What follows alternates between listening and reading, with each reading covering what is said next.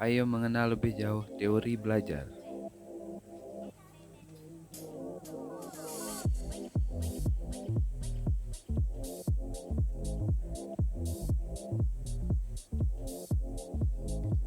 Teori belajar ada 4. Yang pertama, behavioristik. Yang kedua, kognitif. Yang ketiga, konstruktivisme. Yang keempat, humanistik.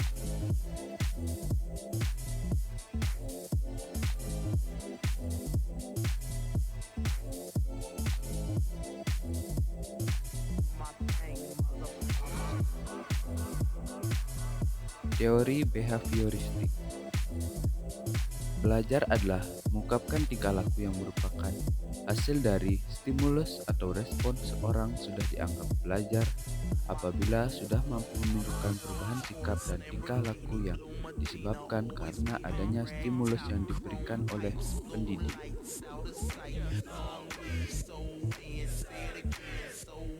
Tugas seorang guru yaitu menentukan tujuan, menentukan materi pelajaran, mengkaji materi pelajaran, menyusun sesuai dengan sistem informasi, menyajikan materi, dan membimbing peserta. Kelebihan: mampu mengarahkan siswa untuk berpikir linear, konvergen, tidak kreatif, dan tidak produktif. Kekurangannya, pembelajaran siswa yang berpusat pada guru, bersifat mekanistik, dan hanya berorientasi pada hasil yang diamati dan diukur.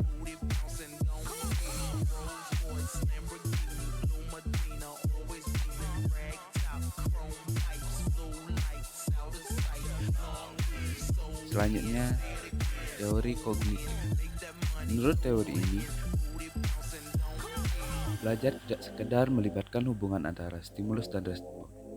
Hakikat belajar menurut teori belajar ini adalah suatu aktivitas belajar yang berkaitan dengan penataan informasi, reorganisasi perseptual, dan proses internal sehingga melahirkan perubahan persepsi dan pemahaman yang tidak selalu berbentuk tingkah laku yang dapat diamati dan dapat diukur.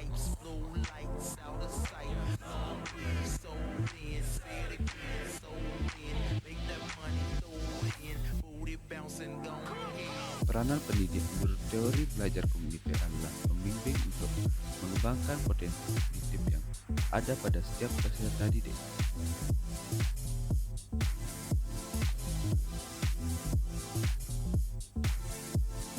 Tugas guru dalam proses pembelajaran adalah menentukan tujuan, menentukan materi pelajaran, menentukan topik secara aktif oleh peserta didik, menentukan dan merancang kegiatan belajar yang cocok, menyiapkan pertanyaan yang akan memacu kreativitas peserta didik, mengevaluasi proses dan hasil belajar.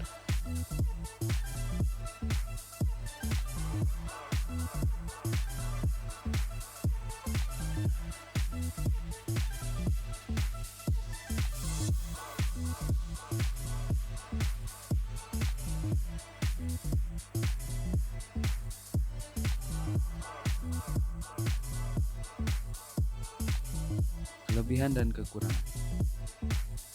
Dengan menerapkan teori kognitif ini, maka pendidik dapat memaksimalkan ingatan yang dimiliki oleh peserta didik untuk mengingat semua materi-materi yang diberikan. Karena kekurangannya, pada dasarnya teori kognitif ini lebih menekankan pada kemampuan ingatan peserta didik dan kemampuan ingat masing-masing peserta didik.